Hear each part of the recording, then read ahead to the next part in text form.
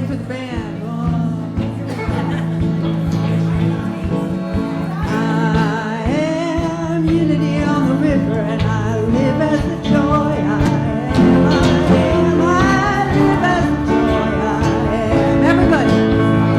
I am unity on the river, and I live as joy I am. I live as the joy I am. Live as the peace.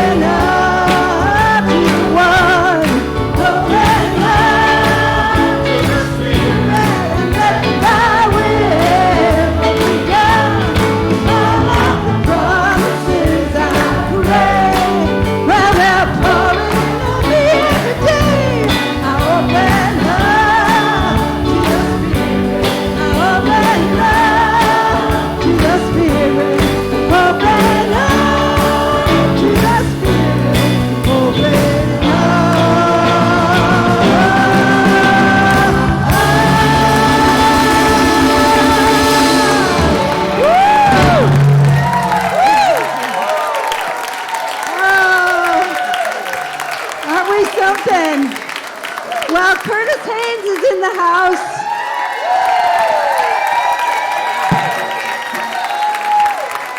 And he's going to start us off with Cher singing a song, So Strong. All right, start us off, Steve. So strong, singing with the voice of God. So strong, singing with the voice of God.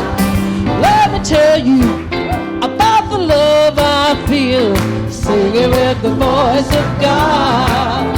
Let me tell you about a love so real, singing with the voice of God. So strong, yes, so strong, singing with the voice of God. So strong, singing with the voice of God.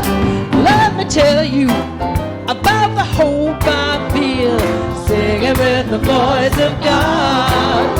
Let me tell you about a hope so real, singing with the voice of God. So strong, singing with the voice of God. So strong,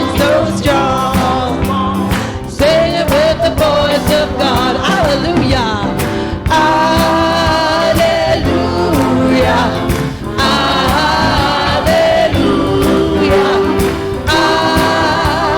hallelujah, singing with the voice of God. Woo! Go Curtis.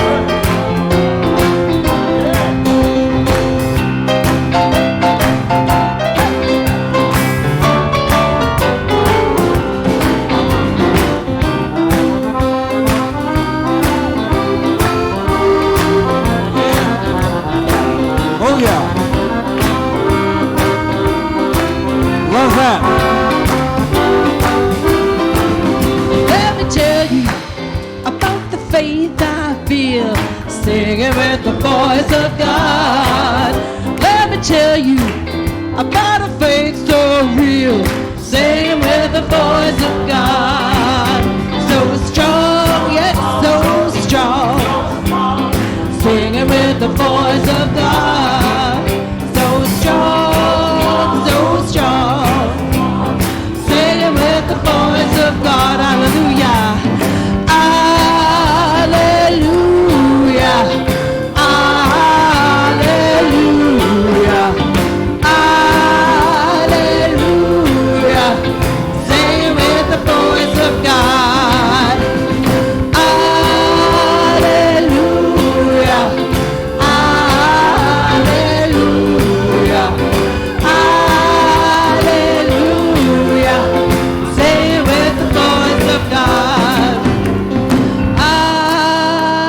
Hallelujah, hallelujah, hallelujah, singing with the voice of God.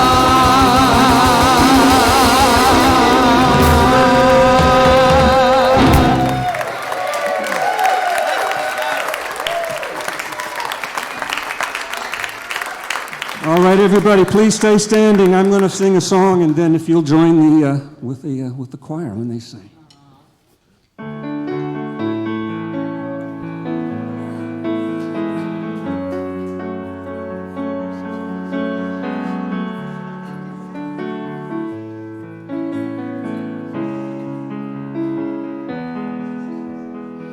I'm not the only one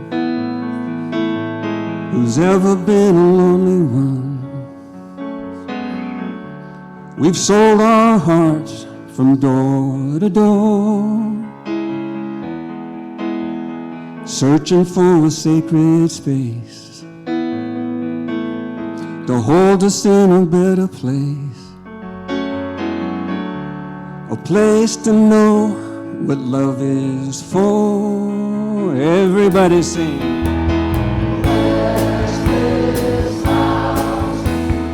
Every path that passes through us, there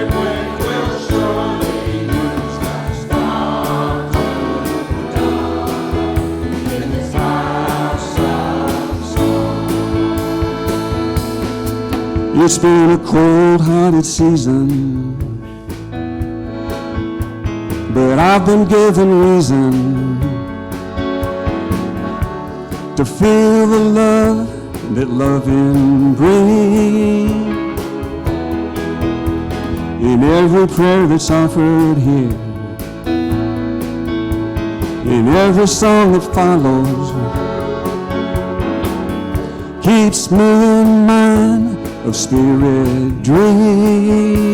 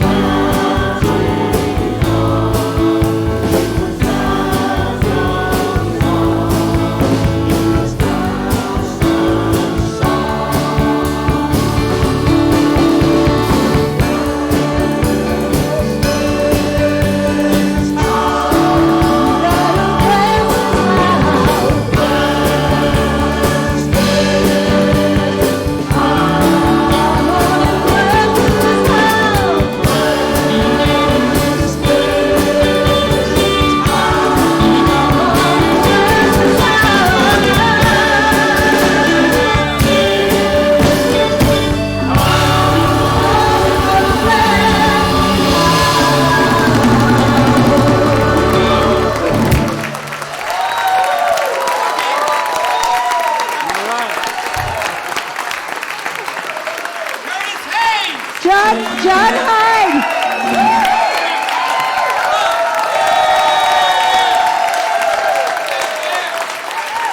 Shirley the President.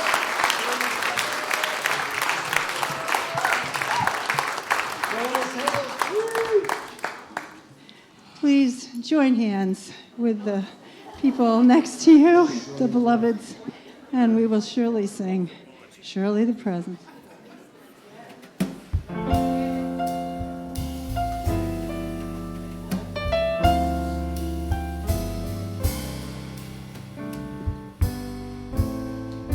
Surely the presence of the Lord is in this place. I can feel God's mighty power and God's grace. There's a holy hush around us. I see glory on each face. Surely the presence of the Lord is in this place. Surely the presence of the Lord is in this place. I can feel God's mighty power and God's grace. There's a holy hush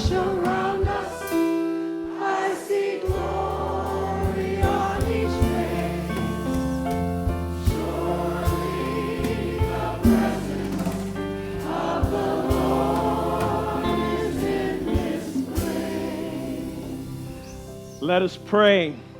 Surely the presence of the Lord is here because each and every one of you, the manifestation of all that is of God of love, is here in this place. And together we come to celebrate not simply that, but 25 years of a divine idea made manifest then, now, and for years to come. We are God made real. We are unity on the river. And so it is, and so we let it be. Amen and amen. You may be seated.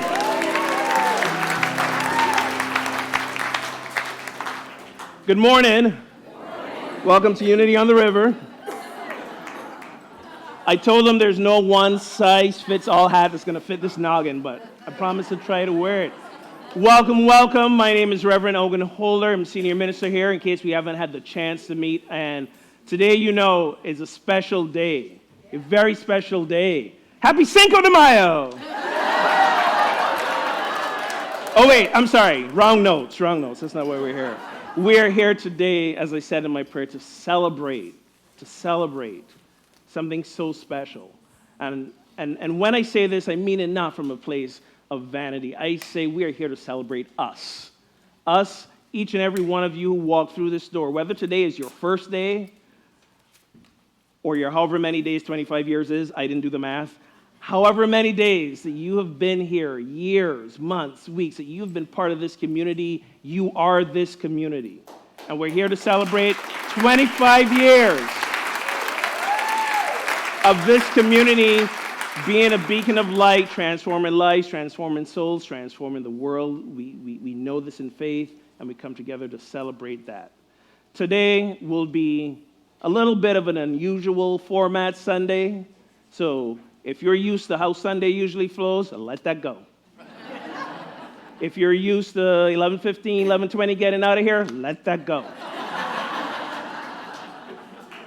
If you're used to nice, sunny, warm potlucks in the meditation garden, let that go. But what we will hold on to today is this moment where the past, the present, and the faith of the affirmation of our future come together right here. We can celebrate that with each other.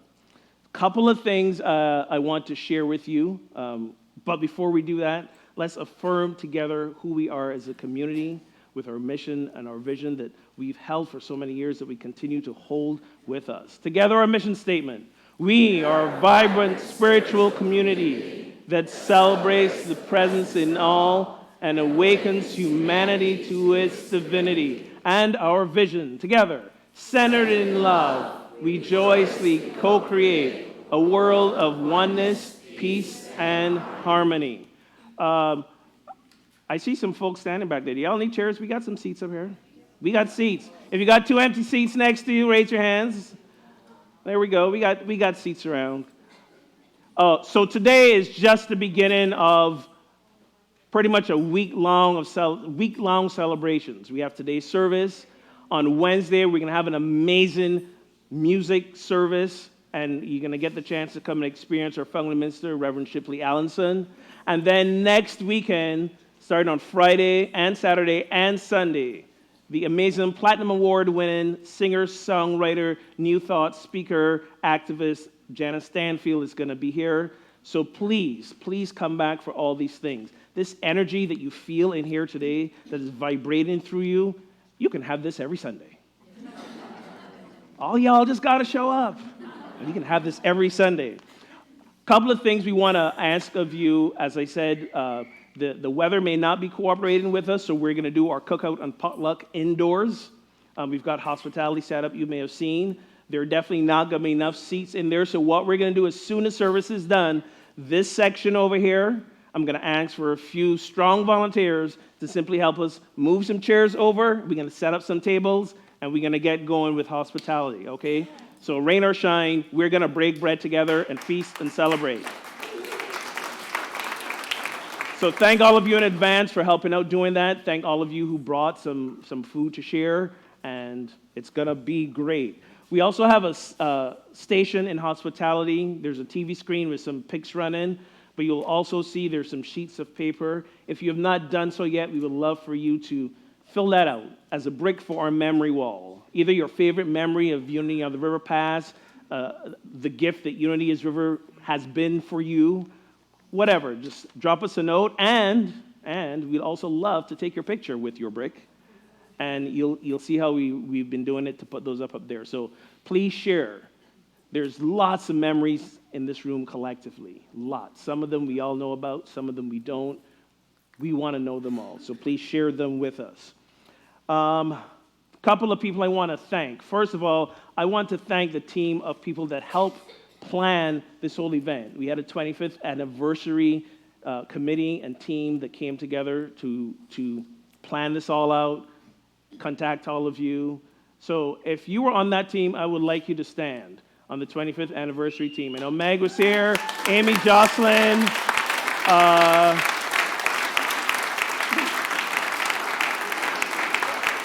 Rena David is probably doing what she does best out in hospitality, helping set things up. Sharon Maroney here? Sharon may not be. Oh, she's out there too. Okay, so when you get the chance, please thank them for being on the team that helped pull this together. 25 years means we get to, in part, honor the past that brought us here. And I've always been clear, the church is about the people, about the community. And we wouldn't be here today if it hadn't been for the willing service of so many of you. So we're going to thank a lot of you now, okay? And we can do it in different categories. So if at some point in the last 25 years, and that includes yesterday, if at some point in the last 25 years you have volunteered in some way, however large or small, at Unity on the River, please take a stand. Give yourselves a hand.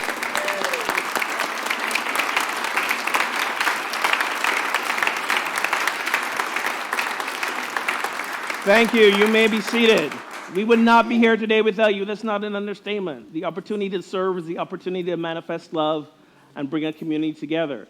If some of you have served as a staff member here at any point over the last 25 years, we'd also like you to stand and be acknowledged. Any staff, past staff members, any way, shape, or form. There we go.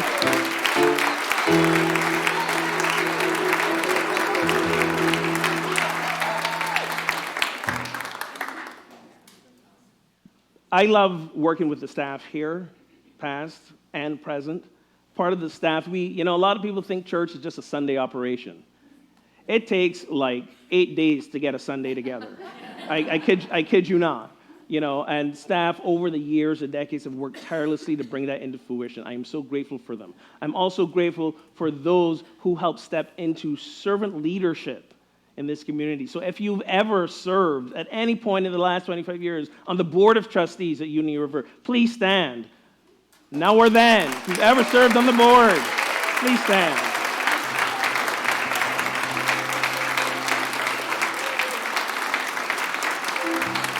Thank you very much. The board members are not just the heart, but I would also say the mind, the brains, They are the ones who said, you know what, we're gonna step this up a little bit more and take ownership of this community and make sure that we help co-create a space that all may come and be served. There's one last category, and it might be the smallest, but I think it's the most awesome. If you've ever served as a minister in the past 25 years, please stand.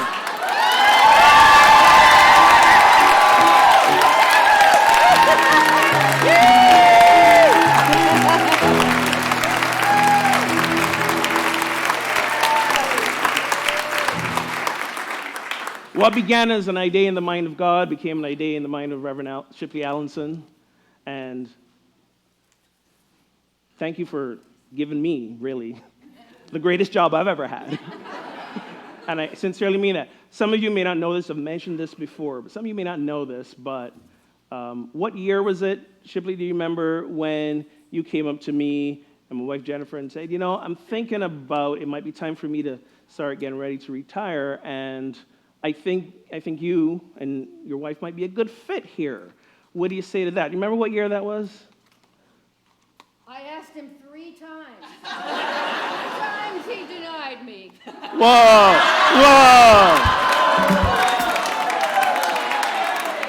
But then when you all asked him, he said, this must be be a divine idea. I say yes.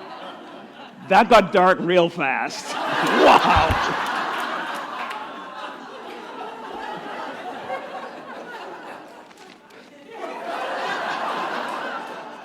But anyways, sometimes others see in us what we don't see for ourselves. And I'm forever grateful for her planting the seed she did so many years ago. I believe it was 2006 or 7, somewhere around there. Maybe even as early as 5. What started? When you asked me the first time, when you planted that seed, yeah, way back when in Unity Village, and my response, like she said, was no. No. Barbados, it's too cold up there. Exactly. When I signed the contract to take this job as your minister, she was the first call I made. And I said, I think you know who I'm calling. And all she did was laugh. She laughed because she knew. She knew. She knew that this was someplace special. She knew that this was someplace unique. She knew that this was someplace that calls each and every one of us. And when I say us, I mean all of you, her, me. Call us up to the highest, grandest possible version of the divine that we can be. And this is what this place has always stood for. I am so grateful to be part of it with you, and I'm grateful that you are all here today. So we're going to take a moment now, and I say a moment because I know it's going to take a while. We're going to take a moment to greet each other, as we do on Sunday mornings. We're going to say namaste. We're going to have the divine light in each other, extend a hand to shake or arms to hug, and we can give you all a little extra time to do it because we know there's a few more of you here today than usually are. So stand, and let's take a moment to greet each other in love.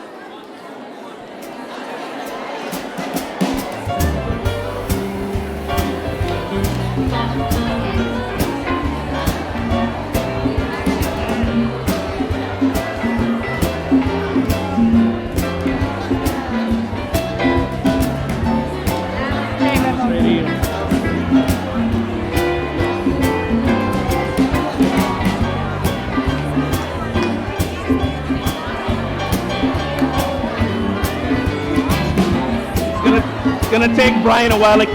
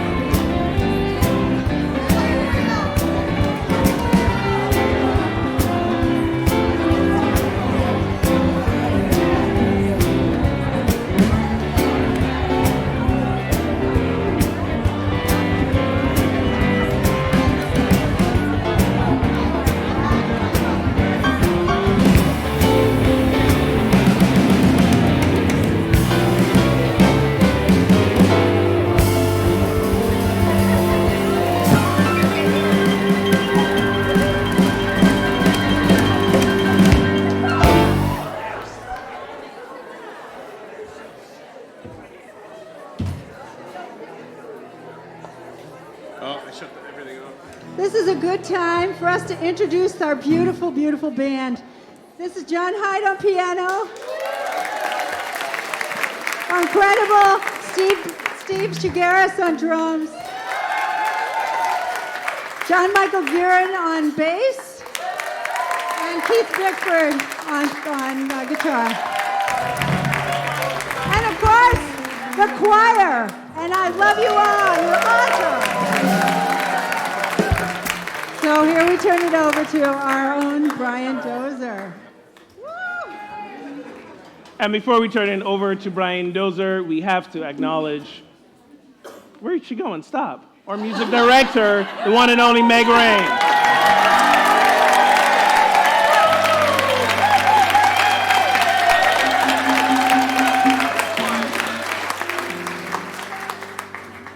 Come on, it wouldn't be 21st century without this, right? He's taking a picture of me, taking a picture of you. I love it.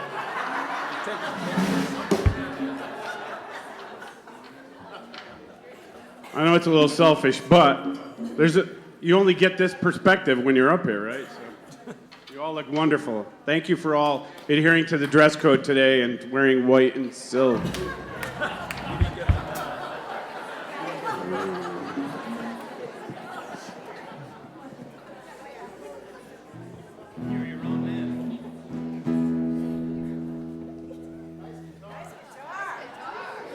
I did dress up the guitar for the 25th anniversary here. I call it the Peacock for a reason.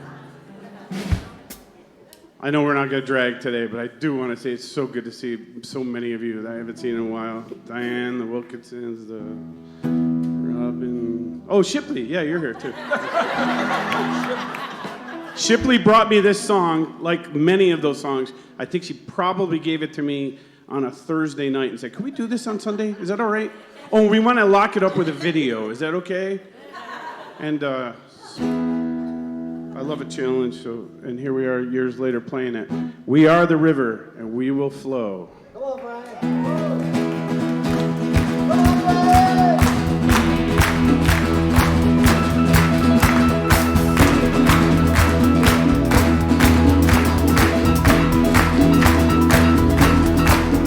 Let the poor ones say I am rich within. Let the lost man say I'm found again. Oh, let the river flow. And let the blind ones say I can see again. And let the dead ones say I am born again. Let the river flow.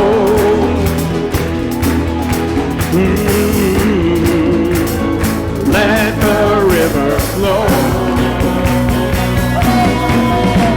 Oh, let the river flow.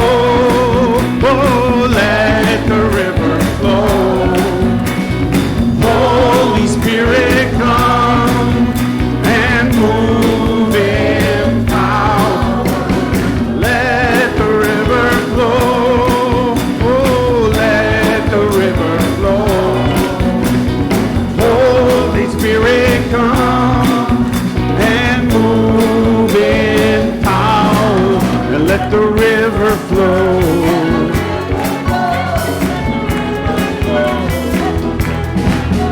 Let the poor ones say I am rich within, and let the lost ones say I am found again. Let the river flow. And let the blind ones say I can see again. And let the dead ones say we are born again. Let the river flow.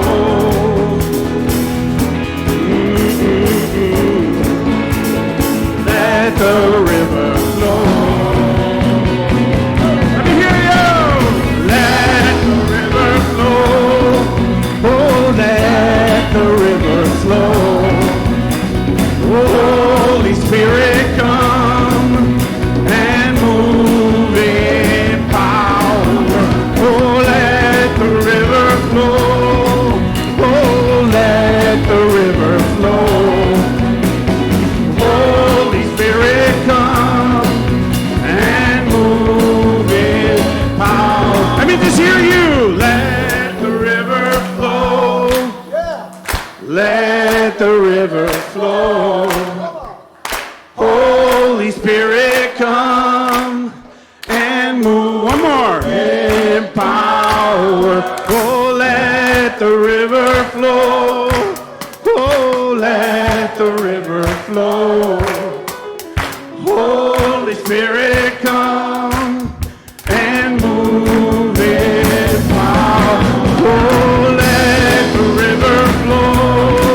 Oh, let the river flow. Holy Spirit, come and move in power. And let the river flow. And let the river flow. Oh, let the river flow. And let the river flow.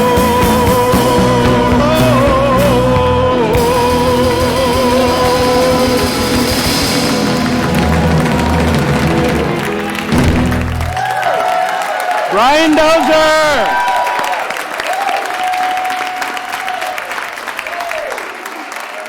Thank you, Brian. You may be seated. So when I knew that we were planning this 25th anniversary service, I knew there was someone that I wanted to be here to share with you. for a lot of reasons. Me and this other handsome bald guy, we've got some history together. We've sat in ministerial classes together. We've shared the airwaves on a Unity online radio show together that was in true form pushing the edges. It was called Unity Happy Hour. And at the time, him and I and another classmate, we got together and we kind of shook things up a little bit. There were ministers out in the field who were calling Unity and saying, we got to get them off the air. They're saying things that they shouldn't be saying. And now he is the CEO of Unity Worldwide Headquarters, once again pushing the envelope for unity in the world. And part of why I wanted him to come and speak with you for a little bit today was to remind you that we are Unity on the River, but we are part of something so much bigger than us. We're not simply part of the oneness that is the universe, but we're part of a global movement called Unity that does so much good in the world, that transforms so many lives in the world. And I'm thrilled that he's here to tell you how we as a movement taken this to the next level. I'm very proud and happy to introduce you to my friend. Hopefully he won't embarrass me and say all the good dirt about me. Keep that down. But so proud of who he has become as a leader of our movement. I'd like to introduce you to the CEO of Unity World Headquarters, Jim Blake.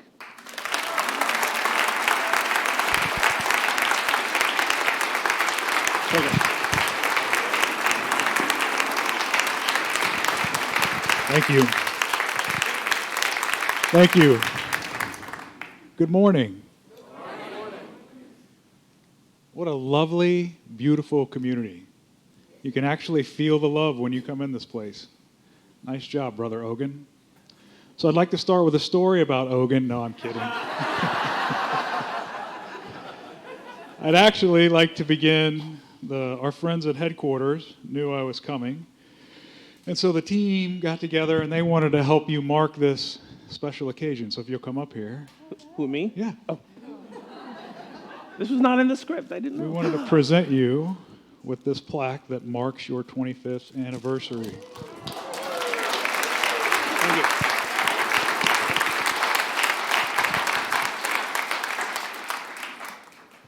So, I come from Unity Village. Many of you may or may not know this. There is a village. It actually turns 100 years old this year.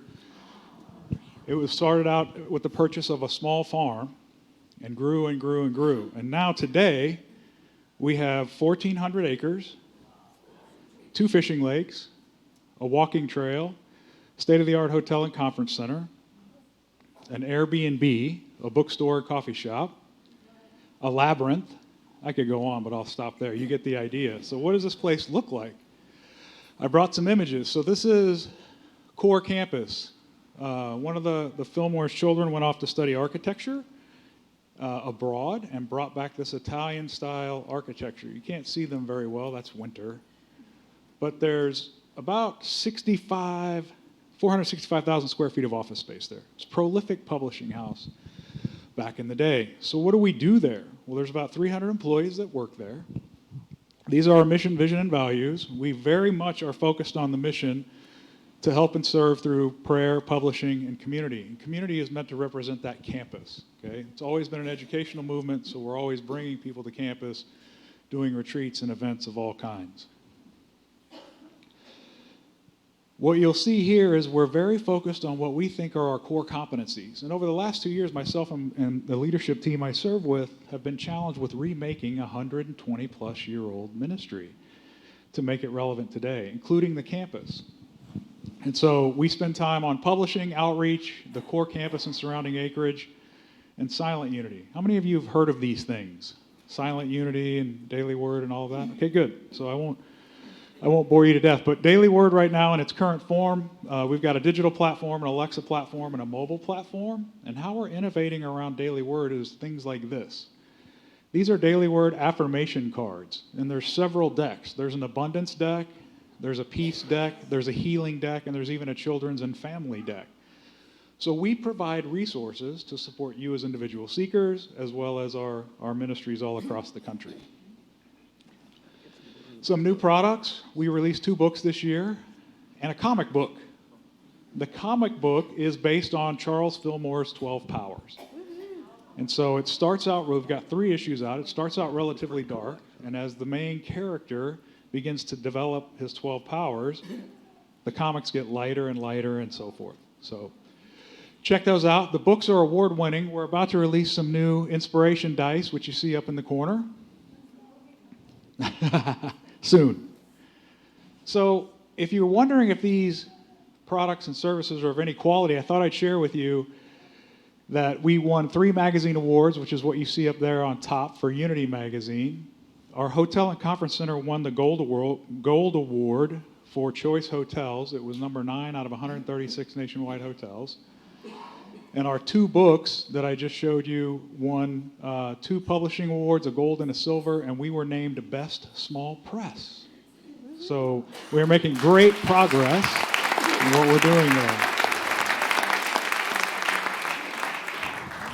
And this is my pride and joy. It's the first thing we did when we came back. We are very much about, certainly we are about remaking the campus and doing these new products and all of that. It's about generating revenue to sustain the ministries. These ministries have been with us for over 100 plus years. So how do we create sustainable revenue to continue that for another 100 years?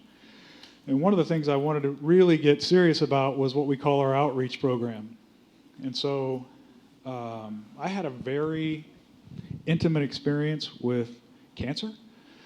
And what I noticed when moving through that and going to clinics and treatments is it's not just about those that are afflicted, but it's also about those around them.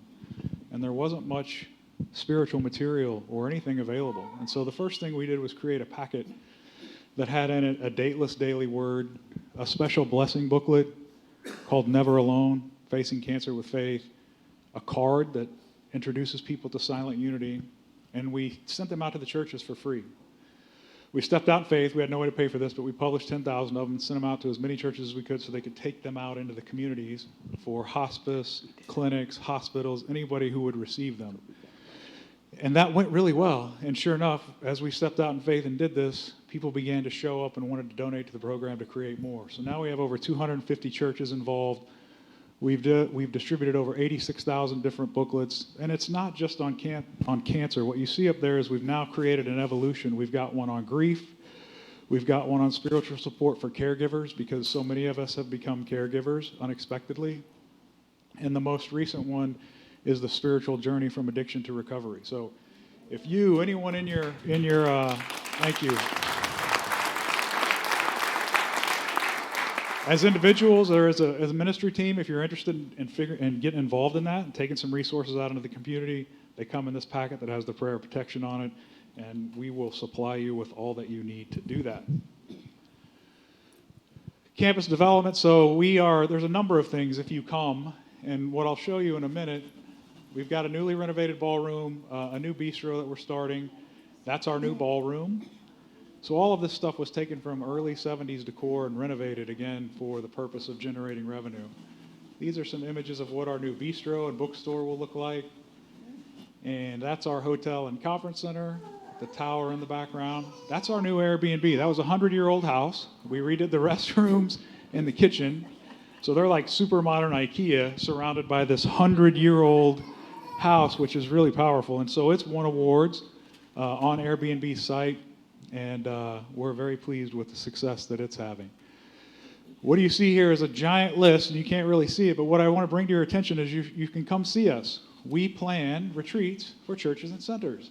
So we'll create all kinds of programs and curriculum for you if you want to come see us. Here's how we're really changing.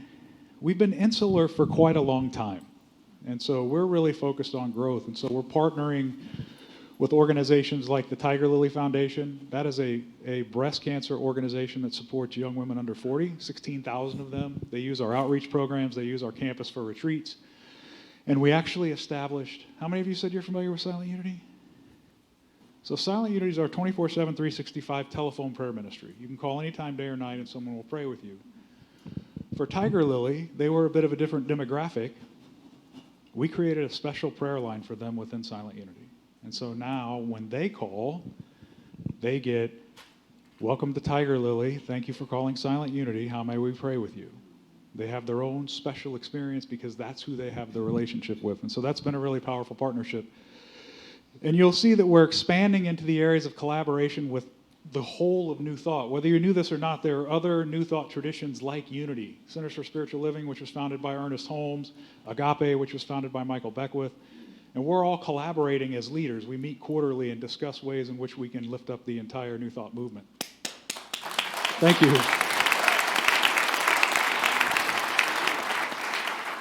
We're even stepping across denominations. You'll see TFAM up there, which stands for the Fellowship for Affirming Ministries. And this was founded by Bishop Yvette Flunder out of Oakland. And she has a large organization that serves all over the country, as well as Bishop Carlton Pearson. If you've seen the Netflix movie called Come Sunday, he's a part of our leadership team now, and many others. The Celebrate Your Life organization is one that goes around the country and puts on all kinds of retreats with speakers like the former Wayne Dyer, Deepak Chopra, and we are a primary sponsor now, and we're putting these events on with them. Each time we are exposing more people to the truth that we teach, and many of them, they're in the same conversation as we are. They just don't know about us, and by virtue of us doing this, they begin to know about us.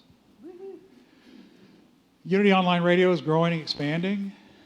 It's sort of, I served at Unity, as Ogun said, and then I left for a little bit, and I came back, and it sort of languished in the time that I was gone. Not much was done with it. How many of you have heard of Hay House? Hay House Online Radio, right? So we wanted to remake Unity Online Radio to what Hay House Radio is. So we went and hired the manager of Hay House Radio to come and do what she did for Unity Online Radio at Hay House. So she joined it a couple of years ago. Got 25 new shows. We're averaging about 150 to 200,000 downloads a month, 15 new hosts, and all kinds of good stuff there. So if you're looking for some podcast content to listen to while you're working out or mowing grass, Unity Online Radio is your source. Silent Unity has evolved to Unity Prayer and Practice. Why?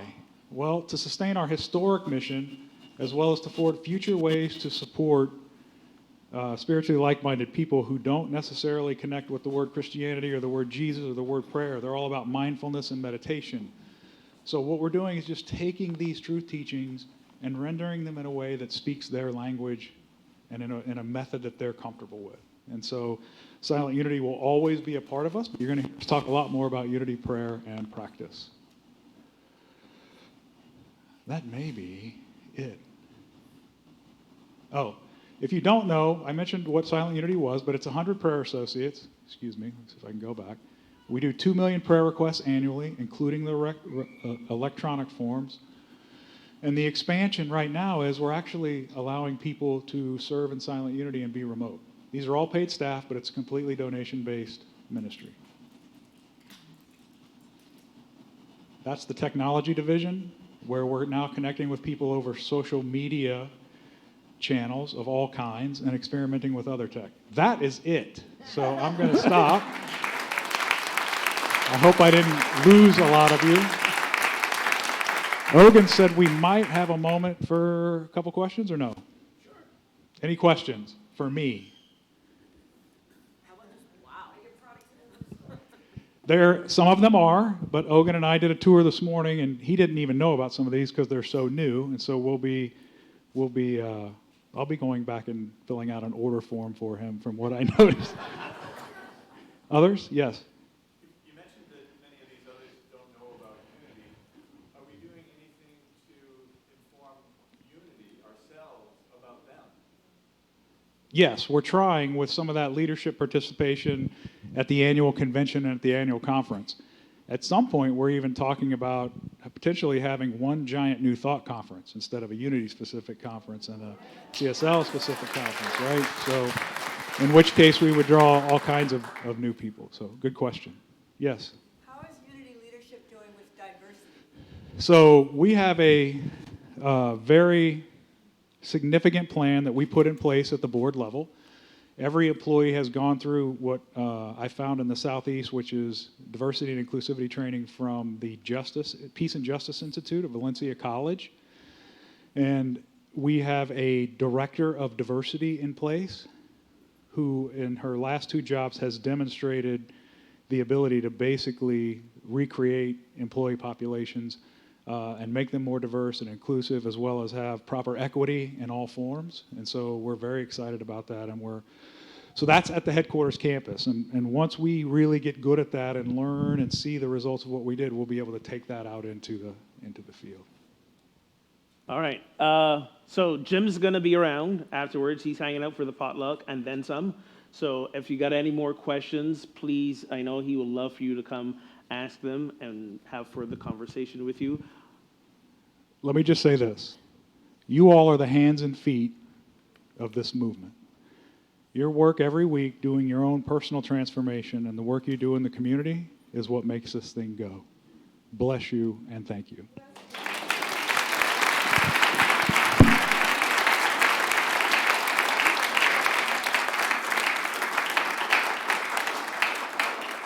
One of the most exciting and emotional days of my life was when Jim called me up and said, I think I'm coming back home and I want to apply to be the CEO of Unity World Headquarters. And I wept for a couple of reasons.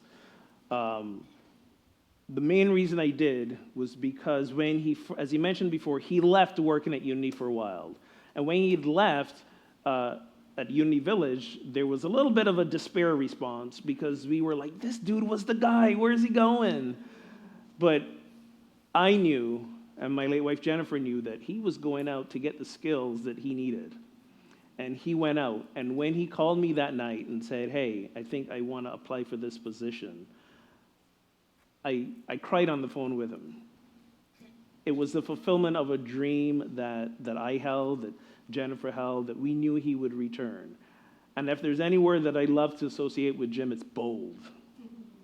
It is bold. And what you've seen here is a bold vision for the movement that we are a part of. And it's a boldness that we can carry out into the world. I am so excited for our future as this congregation and the Unity movement's future. So thank you very much, Jim, for all that you do and all that you're bringing to us.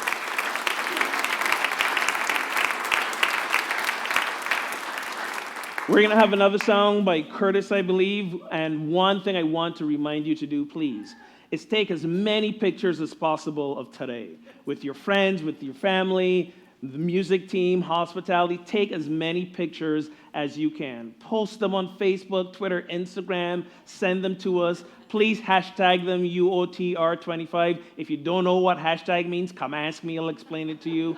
But we want us to be able to go online later as the year goes on, because we're pretty much going to be celebrating for a while this year. It's just not today. But we want to be able to continue generating this energy online as well. So take tons of pictures, please. Take it away, guys.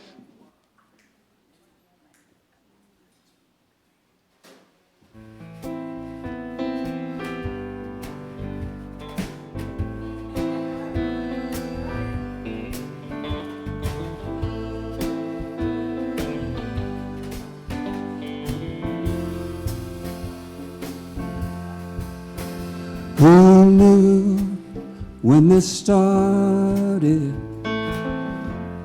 how this would go?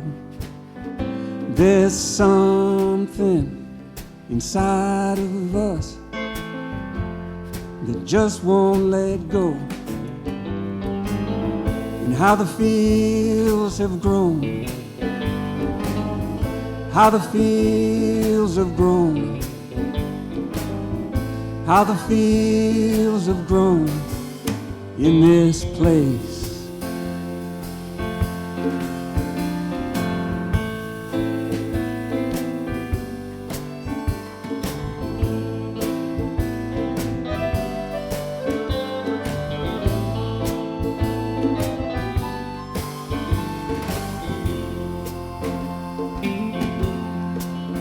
We've grown like seeds grow, just held up to the wind, each season reminding us how new life begins, and how the fields have grown,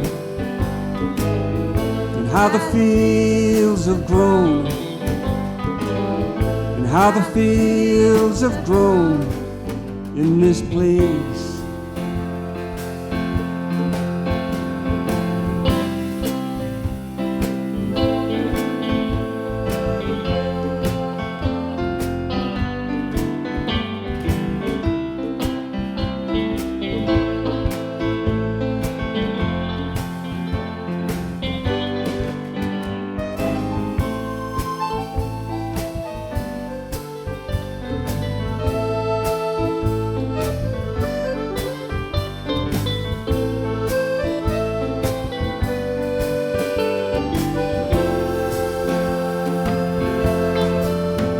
Who knew when this started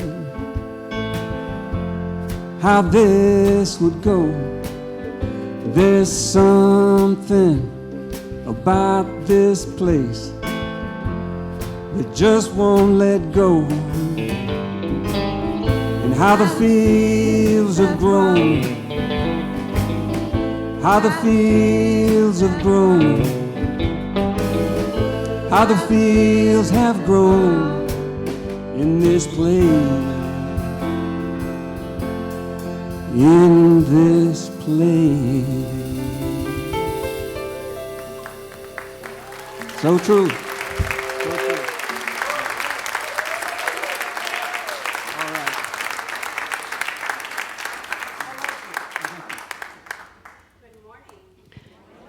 Welcome home to many of you people that we haven't seen for a while. Thank you for coming to our 25th anniversary. My name is Tina Michaud Gray, and I am the current board president. And I have been part of Unity for over 20 years. And it was somewhere along the line when you moved into this building, I came in, and of course, Curtis had me on the first note. And to listen to Shipley's message, the downloads that she received changed the life of myself and my children. And my kids are amazing adults. They're amazing manifestors. And I'm so proud of them. And I know that it's because of this place and because of Shipley. So I thank you for accepting the calling and creating this beautiful home for us. So welcome, Shipley. Allison.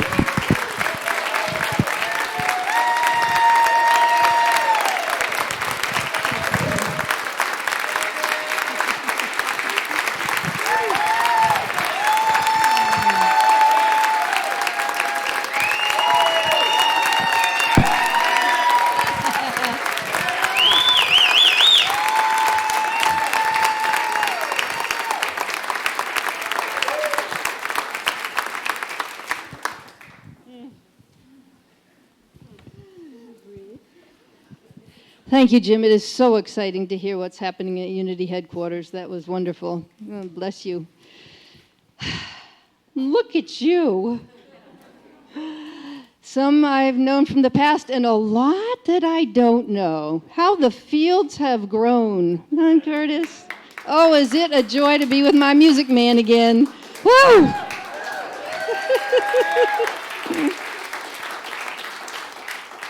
So I'm back, and I'm better than ever.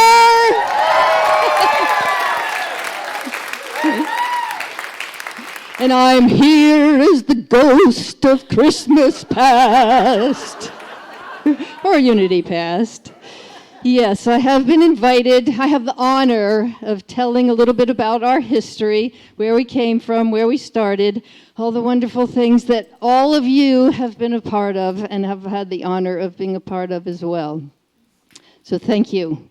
You look glorious, radiant, and brilliant. That is the reflection of silver at 25-year anniversary.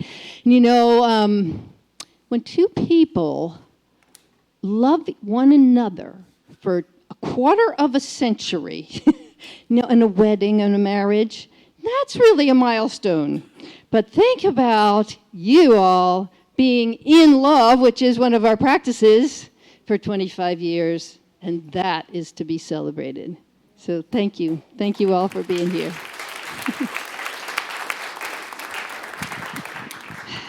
So, a little of our history. They said 10 minutes. Well, I'll try. Oh, wait, one more thing I have to say. I had back surgery 5.5 weeks ago. So if I don't hug you with the exuberance that I normally would, this part is good. Down here, not, okay? It's just a little word of warning I'm a little bit in overwhelm here. This is so exciting. So in 1992, I was in meditation at Quaker Meeting in the Poconos in Pennsylvania, and Spirit very gently said to me, you need to bring unity to your community. You are to be a unity minister. And you know how it is in meditation, everything's sweet and pretty and rosy, and I'm saying, oh, okay, oh, yeah, sure. Yep. And when I came out, I said, what? You've got to be kidding! I am the introvert of introverts, and you want me to do what? Yeah. Well, I did listen, though, because I had been studying unity principles for 5 or 6 years, and I know a divine idea when I hear one, and I knew for sure that wasn't my idea. This was a divine idea. So I listened, and I decided to go out to Unity Village to see what all this was about. You know chemicalization, you know that word? When a new idea comes in and an old idea has to leave, I cried for 3 days straight when I was out there, could not stop, because I knew my life would never be the same. This wasn't my idea, this was a divine idea, and I needed to listen. So, I came home and I decided, well, maybe I'll try this out. I kind of thought maybe Spirit had it wrong and thought I could do a prayer ministry because I could do that with my eyes closed and I knew how to pray. But I decided I would start a study group. And the date of the study group, let me see. Nope, I'm forgetting my dates, but I want you to get this. I went to the village in 93, so I started the study group in 94. May 4th, may the 4th be with you. May 4th, 1994, and that is the reason that we have a 25-year anniversary now, because it was 25 years since that first study group. When I went home from Unity Village, I actually got a divorce, and then I went upstairs. I told you my life would never be the same. I went upstairs into my empty bedroom, and I said, well, this is my upper room. I'm going to have a study group here. And so I put out that I was going to do 100 days of prayer, and it was a prayer and study group. And the first night, 4 people came. And Carol Philkrantz, were you there that night? I think you were there. Yep. It was Doug Cole, Arlene Damon. Arlene Damon, are you? Nope. Okay. And myself. But every week, a few more people came, and a few more people came until we had 14 people, and that was the extent of my seating capacity and my parking capacity. So for 3 years, we as a group studied everything we could get our hands on, everything Fillmorian. We studied Erica Butterworth. We studied Barbara Marx Hubbard. We studied Jean Houston, everything that we could that would fill us spiritually. And when it came to the end, about the end of those 3 years, we started thinking, maybe we should do some services. I'm like, yeah, okay, we'll do some services. Maybe we can do them once a month, right? Okay, so we found a free space in the Newburyport 5-cent savings bank, and we had one trial run in January of 1994. Nope, 5. This must be 5. And then we opened up to the public in February of that year. Leslie Smith sang at that celebration. We had 35 people in attendance. And a friend of mine had asked me, I had asked a friend to do the music, but he said, no, I think you would be better if you had Mr. Curtis Haynes come and do the music. I said, well, okay. Okay, Curtis, you're going to allow me to tell this story? Okay, thank you. So I asked Curtis, and I think he probably got the music the day before. And in the morning he had his earphones on, he was madly practicing the music. And we didn't exactly sync that day. So I went home, judgmental person that I am, and I said, never again. But after a month, once a month, we were doing services once a month. After a month, I couldn't find anybody else, so I called Curtis.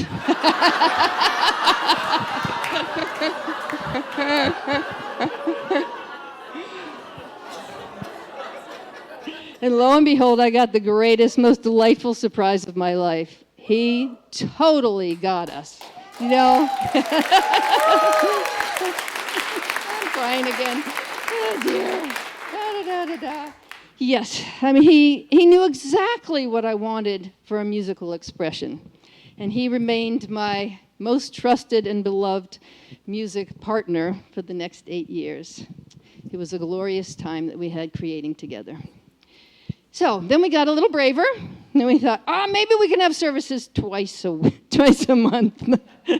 And so the bank couldn't accommodate us, so we moved over to the Masonic Temple in Newburyport. It's a great, huge room, and what we had there was a church in a box. Heard of church in a box? Everybody had to haul things in. Paula Esty created a backdrop for us. She brought that in every week. Curtis had to lug in his piano every week.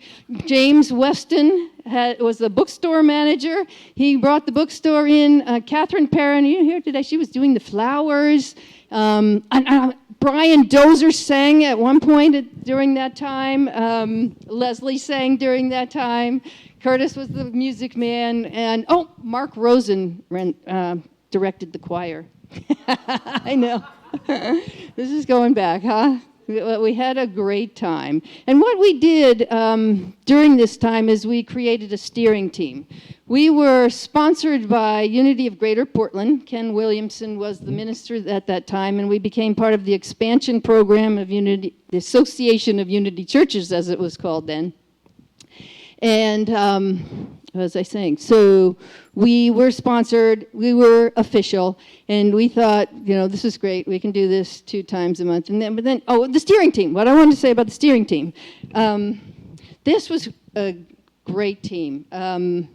We came together and just kind of co-created the experience that we wanted to have each Sunday when we were having our services. And we came together and did a visioning with Michael Beckwith, Michael Beckwith of Agape. We used his visioning process, and we did a vision statement and a mission statement. And in the mission statement were the words, awakening humanity to its divinity, which still stands on your mission statement today, because that really was the purpose of what we thought we were getting together, to awaken humanity to its divinity. And my personal mission was to create a place where people can have the experience of the presence of God, which I later changed to, because of Michael Beckwith again, I create a place where people could have the realization of the presence of God. My intention was that people really know God when they came to our services.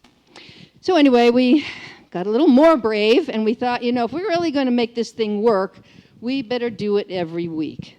And so we started looking for a rental place. And Doug Cole, who was a great, huge support to me, heard about Macy Street, and then Denise DeSimone and I came over here and looked around, and there were 2 units for rent, and we thought, wow, this just feels really right. We didn't even see the river, so come on Wednesday, because I want to talk about that river. I want to give it a whole night. So anyway, it felt right. So we rented 2 units. The fellowship area the hospitality area right now was the sanctuary, and on the other unit was a bookstore. We divided it up. We had a classroom and our fellowship area. So it all was working really well for us for a while, and then we started growing again. And we realized that we really needed more space. So it was very interesting to see what happened. Units just kept opening up, like one at a time. Until we were in the configuration that we are in now. I mean, that took a few years, but there was one, and then there was another, and then there was another. And we started buying units as well. And we had a long-term vision of having a bigger sanctuary and having a fellowship area that was dedicated to fellowship, a much larger youth ed program, and a big bookstore. And so we just kept growing, and that became possible. In 2002, we moved into this sanctuary. In 2003, I finally got ordained. I want to tell you, about time, you know. I just want to tell anybody who's interested in doing this process. It took me 3 years to do the Unity Licensed Teacher Program. They had it 3 times a year. I went out for every single one that I could. And then it took me 4 years. I was in the field licensing program. And the field licensing program means that you can continue to run your church, but you are supervised, you have a sponsor, and you have lots and lots of homework. But it was a great way for me to become an ordained minister. So we moved in here. We really turned into a program church at that time. We had so many different programs. We had 2 services. We had a green team that was looking at all the environmental areas of the center and beyond. We had somebody rented a unit over there that was called Healing Connections, so we had all kinds of healing programs. We hired lots of staff. Robin Clark, Youth Ed Director.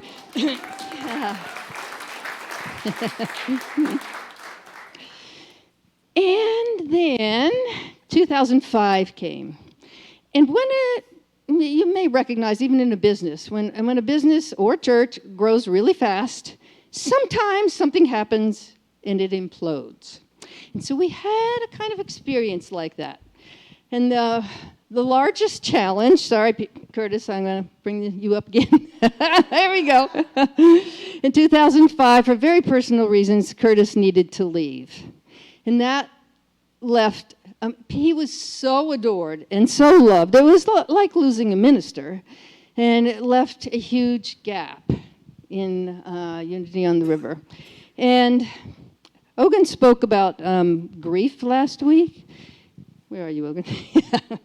Which was very, very helpful. And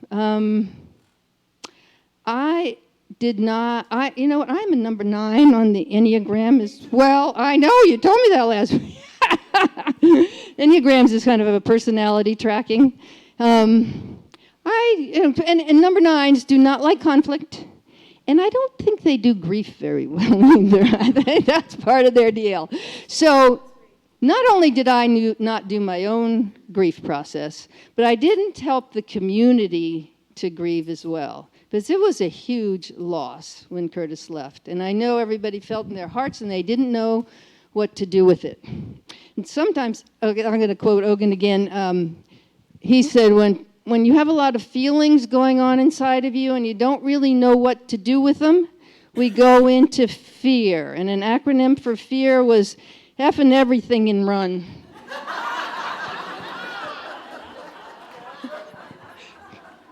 He said it,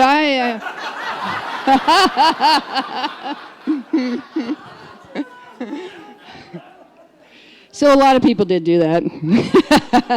We lost a lot of people. There was some confusion. We went back down to one service.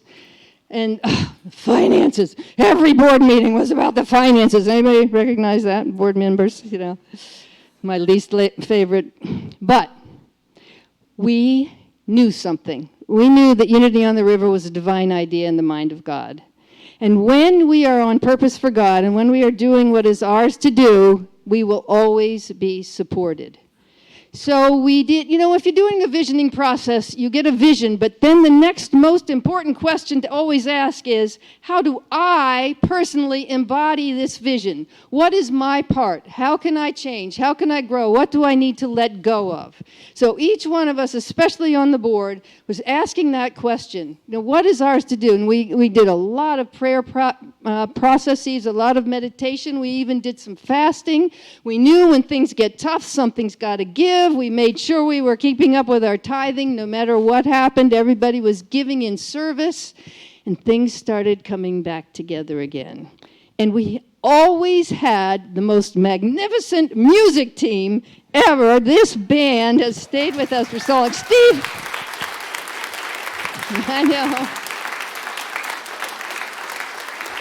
know. Really. I mean, Steve Chagaris, he's told me today he's been here 20 years. He's been coming. He used to substitute for Matthew. We had 2 interim music directors. Leslie Smith was one. And Meg was also an interim. Eventually we hired Ken Clark, and he was fabulous. And he's going to be here on Wednesday. Don't miss Ken Clark and his Hammond B3 organ. And Maura Lynch was here, and the last music director, and she did a fabulous job too. Yeah. So things really, and so then what I want to say, the next thing that we did that was the most important thing that I think we have done as in the history of Unity on the River was the transformation experience with our beautiful consultant guide, Cindy Swall, came here to help us. The Transformational Experience is a program that was written by Gary Simmons. A lot of you have been doing the Q factor. This is the idea that nothing and no one is against us. In fact, everything is for us because it's all feedback.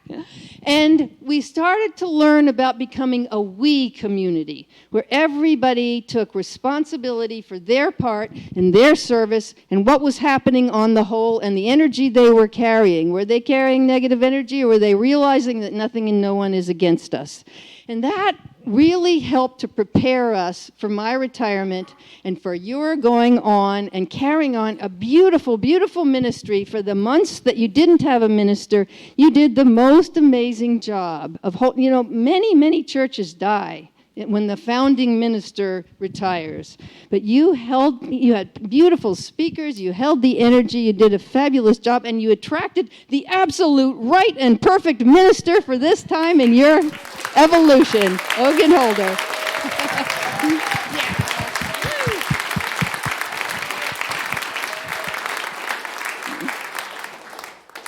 When I had my ordination, I forgot to mention 2 people, and they were Arlene Damon and Carol Bolter. So if you're out there anywhere, I'm mentioning you, a big support system. I just wanted to get that in because I bet you today I have forgotten a lot of names that I should have mentioned as well. But I love you all. I am so proud of the ministry that you've created and how you're evolving and how your minister is evolving with you. You have created a beautiful expression of the divine idea made manifest. God bless you. I love you. I see you. I appreciate you. And I behold the Christ in you. God bless.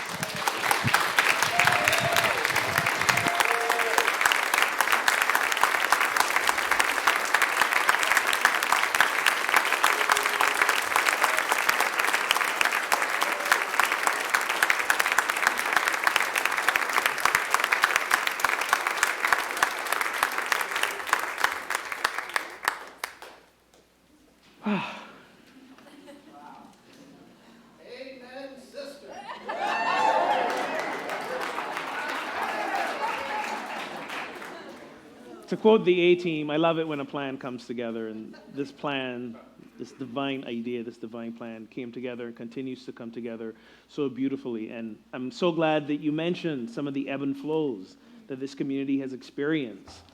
This is growth. This is what it looks like. And the invitation for us as spiritual community is in the midst of it to stand and be that peace, be that presence, to not run when times get tough, but to say to the tough times, there's something within us as us, that is greater than what is before us. And it is the divine that we are, not just as individuals, it starts there, but as community together. And the fact that we have filled this room today tells me that those of you sitting here, and even those who couldn't make it today and those watching online, believe in this divine idea still to this day. So my invitation for every single one of you is to not just continue believing, but to continue showing up for it. Continue showing up for it.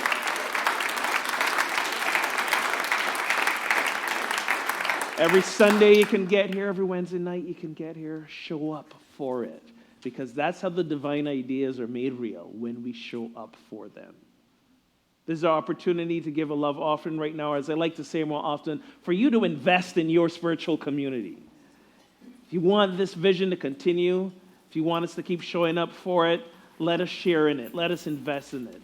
And we will do so right now. While you get that together, I want to acknowledge our prayer chaplains who are serving with us today. If the prayer chaplains who are serving today could please stand, prayer chaplains. We've got Judy over here, Larry, who's that over there? Michelle and Edith. They're here to pray with you after service. Should it be a prayer of celebration, a prayer of concern, they're here to hold in confidence your prayer. We pray with you here. Our prayer team prays with you after, with your prayer after this, and then we pass the prayer on to Silent Unity, the same Silent Unity Jim mentions, and the movement holds it in prayer with you. Before you guys say it, I also want to honor and acknowledge anyone who has served as a prayer chaplain in the past, because the prayer chaplain team are these amazing bunch of almost super trained prayer warriors. And I want to use the word warrior in the violent concept, but the idea that they will stand with you, next to you, and hold in consciousness that which you seek to see transform. So if you've ever served in the past 25 years as a prayer chaplain in this community, I'd like you to stand for a moment so I can acknowledge you. Please stand.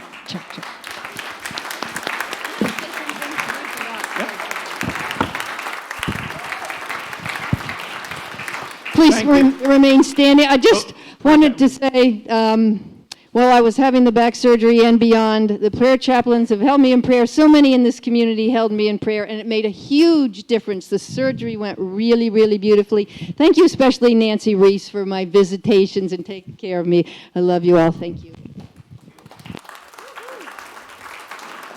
And speaking of visitation, yes, we do have a prayer chaplain home and hospital visit team who will come to you if you're in rehab or you're in home and you're recuperating. Folks will come visit you and pray with you. And Nancy, I know you're here, and Catherine is over here. Connect with two of those if you would like that service for yourself, or you know someone who may want a prayer chaplain to come visit with you. Also let me know, because I do that too as well, and we can keep that connection going. And if you know of anyone who maybe we haven't seen here for a while simply because they've been ill, please let us know so that we can connect with them. Do we have our offering, affirmation, and blessing slide? Do we have that? Let us hold our offerings together. And those of you watching online, please do the same. And let's affirm this together. Divine love, as me, blesses and multiplies all that I am, all that I have, all that I give, and all that I receive.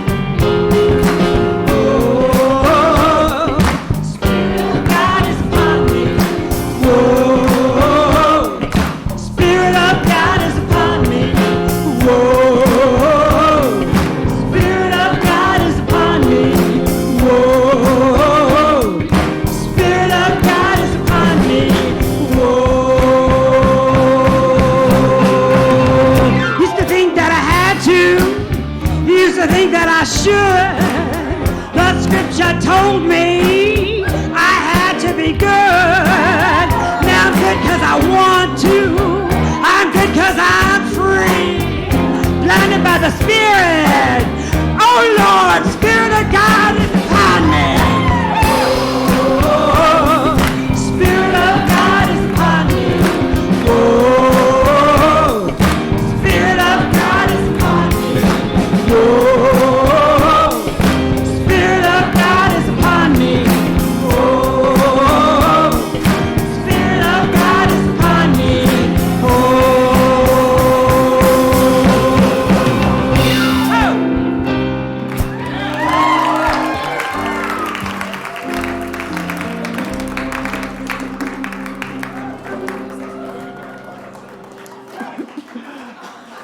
You may be seated.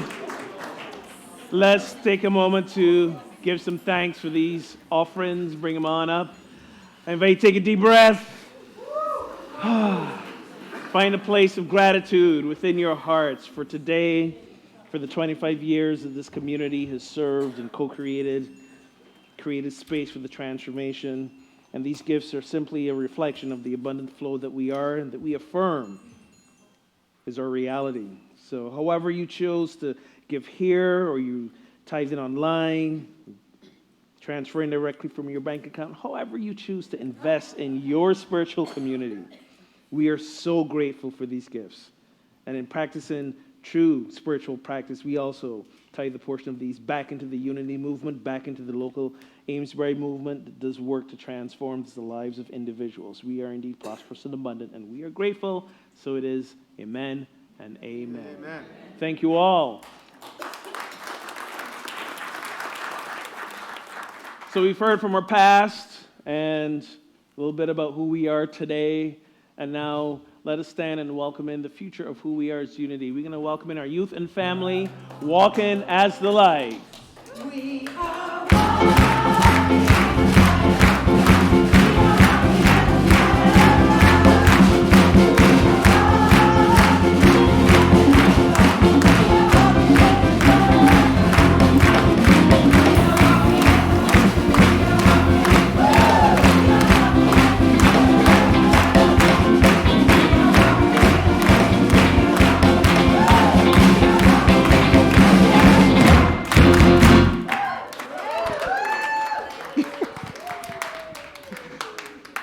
You may be seated. Thank you. May be seated. May be seated.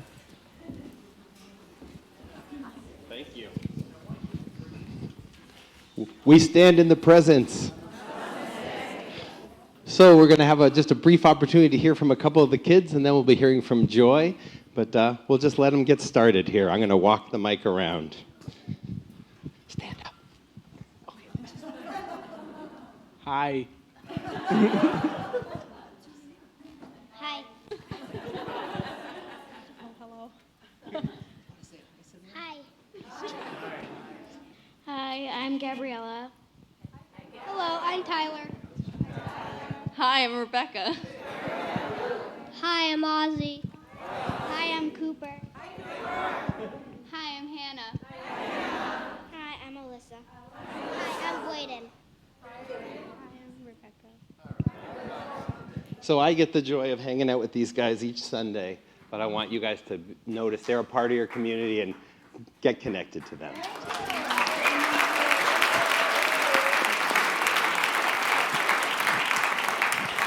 So here at Unity on the River, we're more used to the youth and family being these sort of younger kids. But Joy has come from some other congregations where there's a really vested teen program, and she's going to share a little bit about that, so that I'll hope that you'll carry that back to the teens that you know who maybe aren't coming anymore or who maybe have never even been here yet. So thank you. Hi, I'm Joy. For those of you who don't know, I am Reverend Ogun's daughter. I have grown up in Unity. I went to my first Unity church when I was a couple weeks, days old. And it has been such a positive influence in my life, and I am eternally grateful for it. This past weekend, I attended the Unity, Youth of Unity Eastern Region Rally, which takes place in, takes place in Camp Taqua in Maryland, and it is one of the greatest experiences of my life. It is for grades 9 through 12, all high school kids. If you have any high school kids or know any, please bring them here. It is such an incredible experience. And over the summer, Jim talked a little bit about the retreats that they have at the Village. They have the International Youth of Unity retreat in Unity Village, which brings kids from churches all over the world. I think last year we had someone from South Africa, which was pretty cool. And I myself have never attended. I've spent plenty of time in Unity Village, but I have never been able to go and witness all of these kids and teens from all over the world really coming together. And so this year, I'm really hoping to go. I want to say next week I will be having a bake sale fundraiser. I invite you all to come. He can attest I make really good cookies. So please, everyone, come enjoy. If you would like to donate then or even today, please come find me. I will be happy to answer any questions, talk to you about it, show you pictures. Please invite all of your kids. We even have a program for grades 6 through 8, which will be coming up soon. So please bring everyone and come talk to me. Thank you.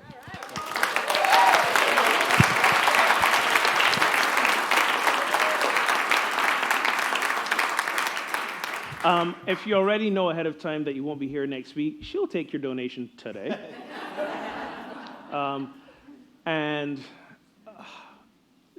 What you see here is honestly my greatest Unity legacy. Unity not just taught me how to be a better, fuller person, but how to be a better, fuller, more grounded, more empowering parent.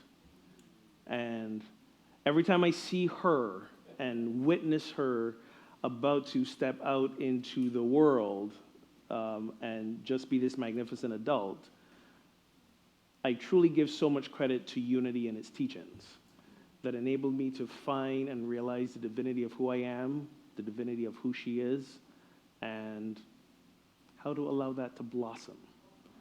This is the future of who we are. And this future will be us as long as we make that commitment to step into that as well.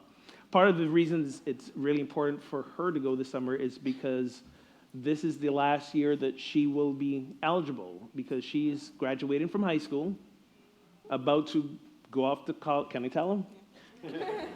About to, in the fall, I always got to remember to ask, go off to college in Chicago. And yes, the New England winters have trained her well. But part of what she's going to do is,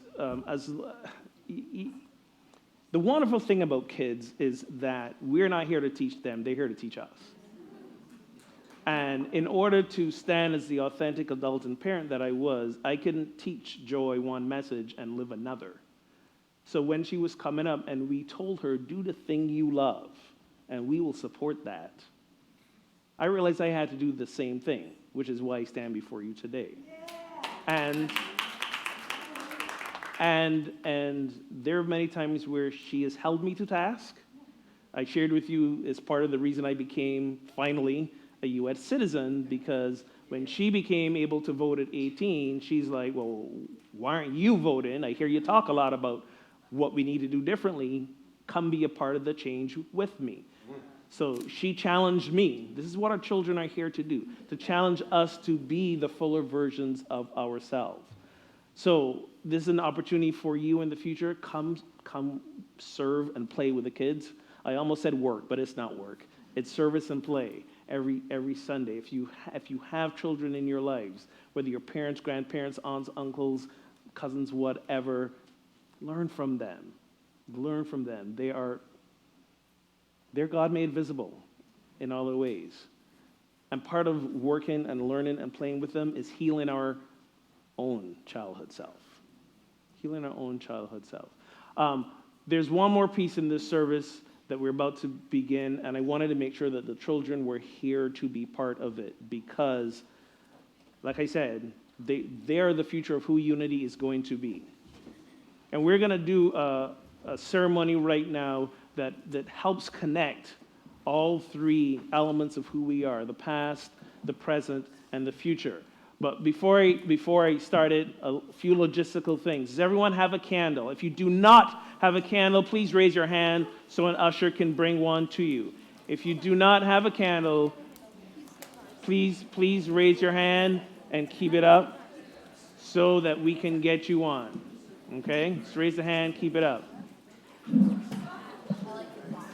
Now, while you're waiting for the candles, I have some instructions for you. Okay? Going into teacher mode. Eyes on me. Eyes on me. If you can hear me, clap once. If you can hear me, clap twice. There we go. All right. When we are lighting our candles to help preserve the carpet and not drip on the rug, can I borrow your candle, Sarah?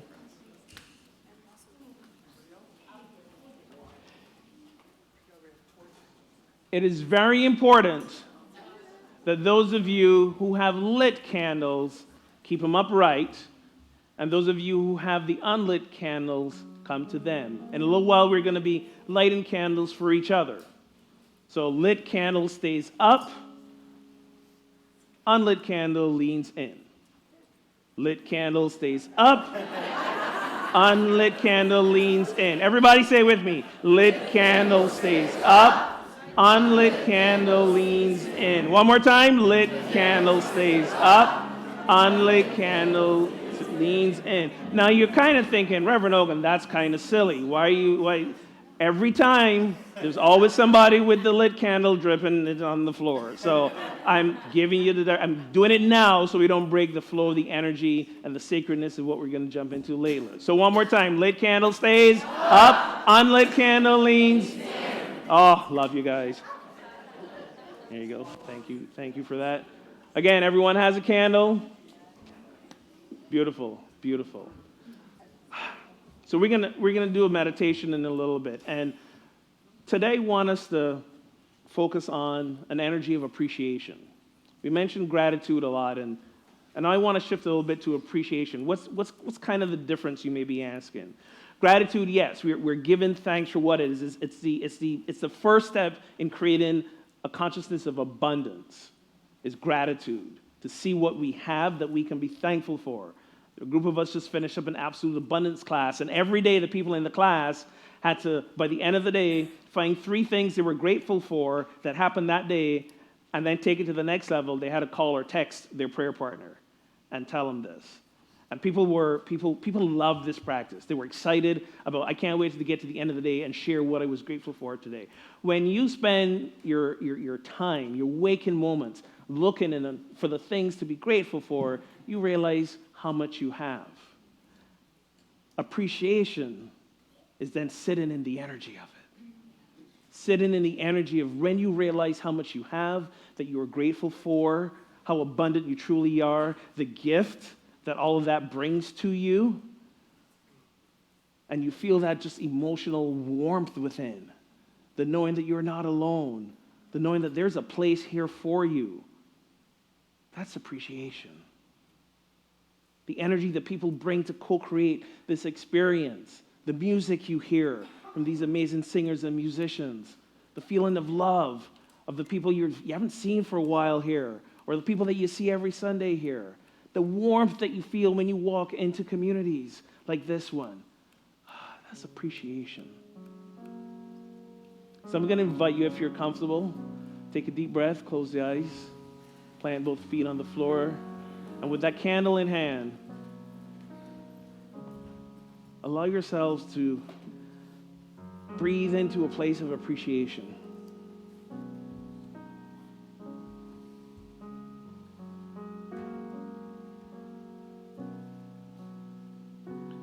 Allow yourself to feel the transformative energy of love that is Unity on the River.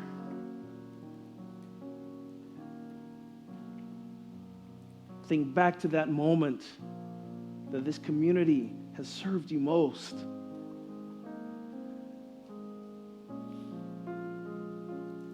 Perhaps it was a safe container of love as you came out of a traumatic experience in your life. Perhaps it was finally finding that place that connected with you and how you felt about God.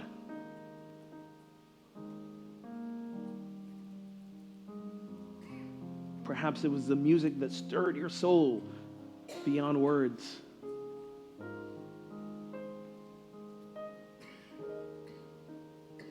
Perhaps it was the words from a speaker that touched your soul.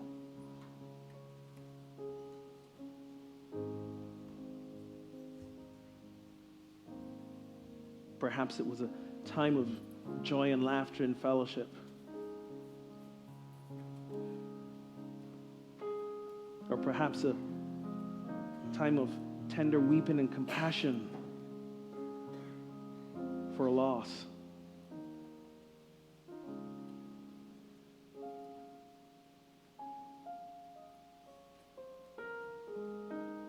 Find a moment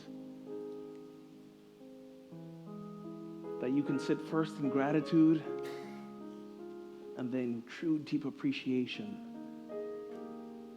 for this community.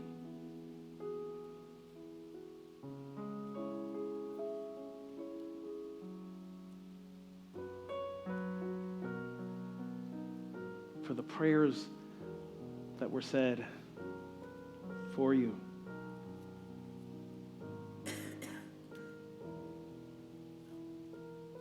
For the love that was showered upon you.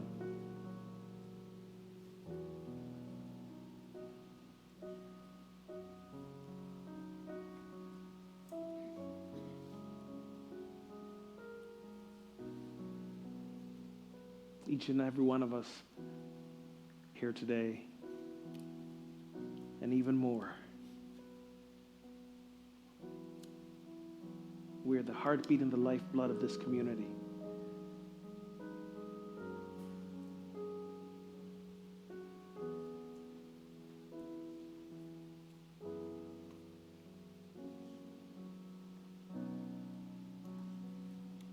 Each of us, as we transform ourselves, become the manifestation of a divine idea made manifest.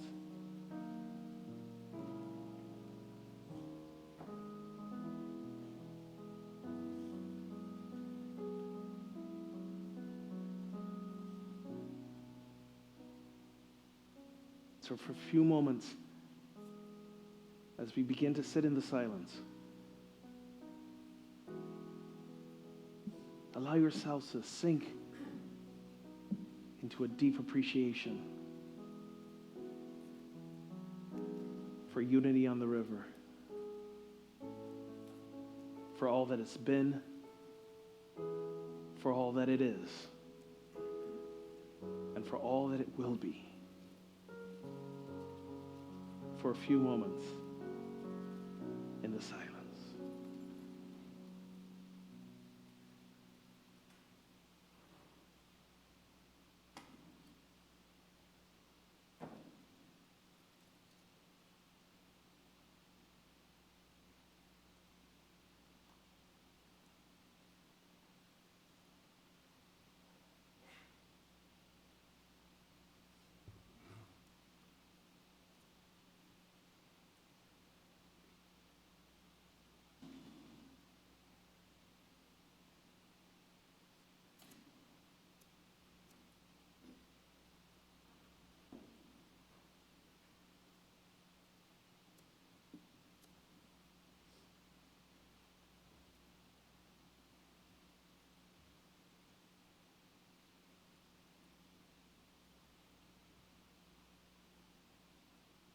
And we hold this energy and intention of gratitude first and then appreciation for all the names in this prayer box, for all these requests, for comfort, for healing, for abundance. We affirm that they remember the truth of who they are as well. Divine beings made manifest, and all that sits before them It's the opportunity to be the fullness of God. And should you hold that intention for anyone else as well, I invite you to say their names out loud now. In so doing, we see them not as victims, but we see them standing in the very consciousness that they are God made real. And we see this for ourselves in their lives as well. We are a unity on the river. We are a divine idea manifest. We are God made real. And so it is, and so we let it be. Amen and amen.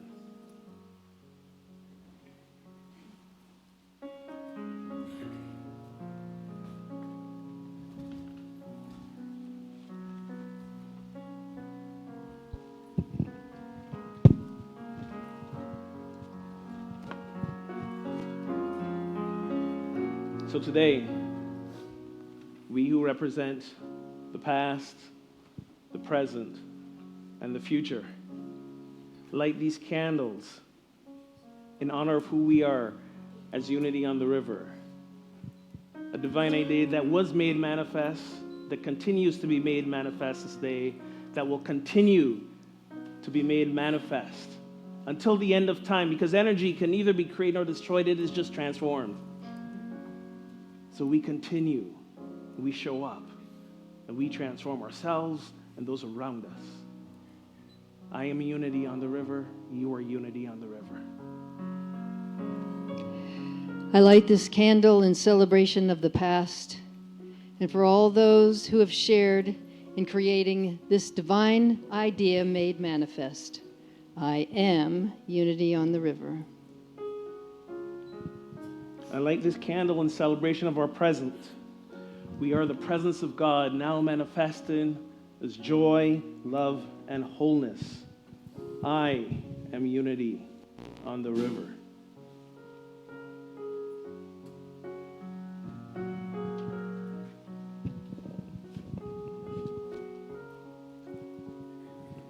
Light this candle in celebration of. I light this candle in celebration of our future. Our light of love growing brighter and brighter. I am Unity on the River.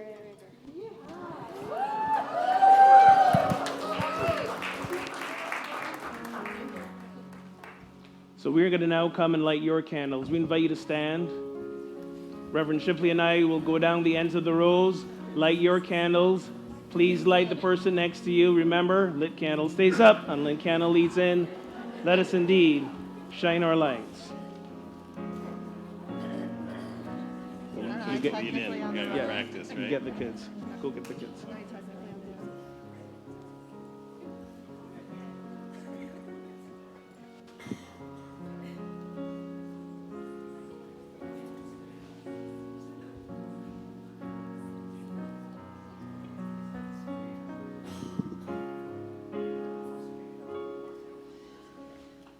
There is a candle in every soul, some brightly burning, some dark and cold.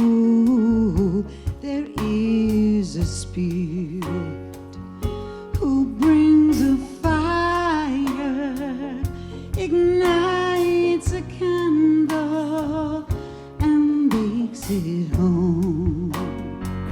So carry your candle, run to the darkness, seek out the hopeless, confused and torn.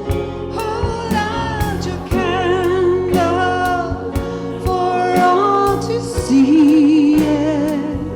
Take your candle and go light your world. Take your candle and go light your world. Frustrated brother, see how he's tied to light his own candle some other way. See now your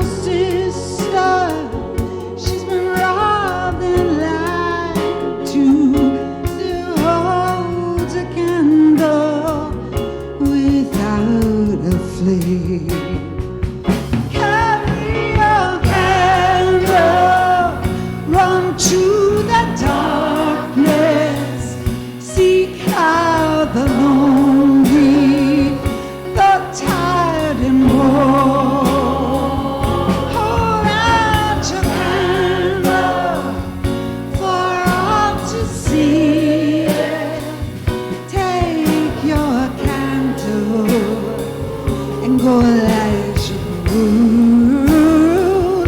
Take your candle, go light your world.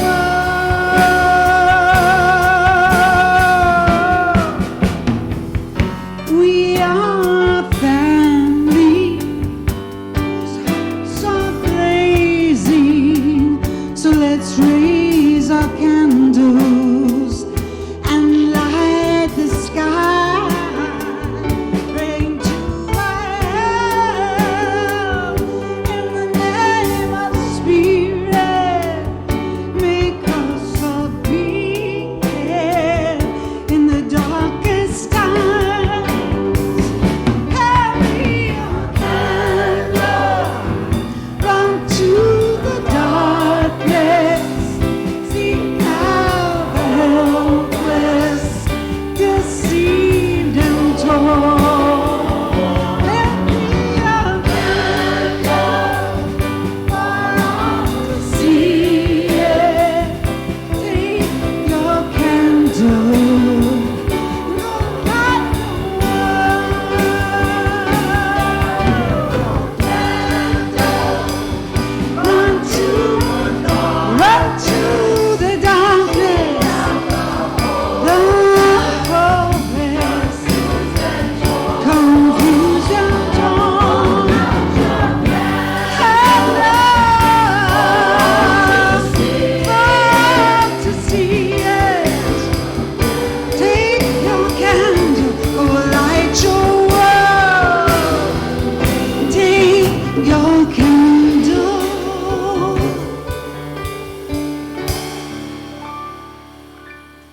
Go light your world.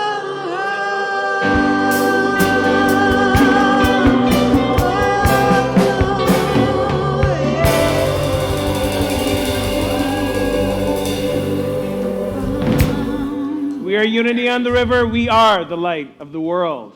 And so it is. I invite you to gently blow the candle out. Gently. Keep it upright. Give wax a minute to harden. This wouldn't be a unity service unless we ended with the peace song. Of course, we have to end with the peace song. So, let's cool the wax down. Maybe gently put it on the seat. Take the hand of the person beside you. Let us connect across the rows. Affirm the truth for ourselves and for our kids, for the entire world, for this community, for all who seek to transform themselves. We affirm that there is peace on earth, and it begins with us. Let there be peace on earth.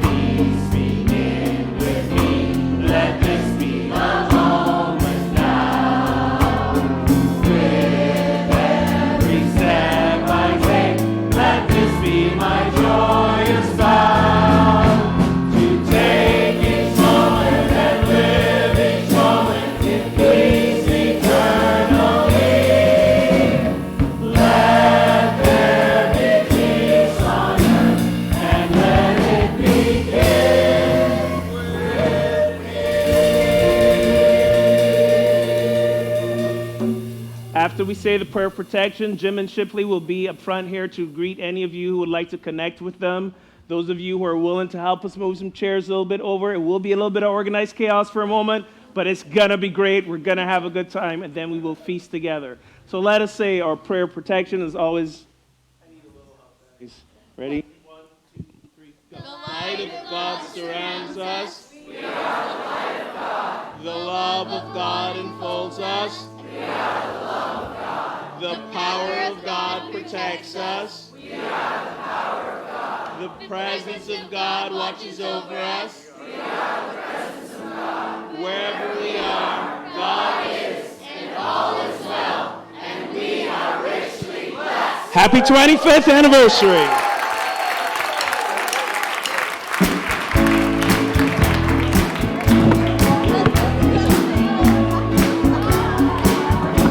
We survived. We did. Bless you. Great job. Awesome.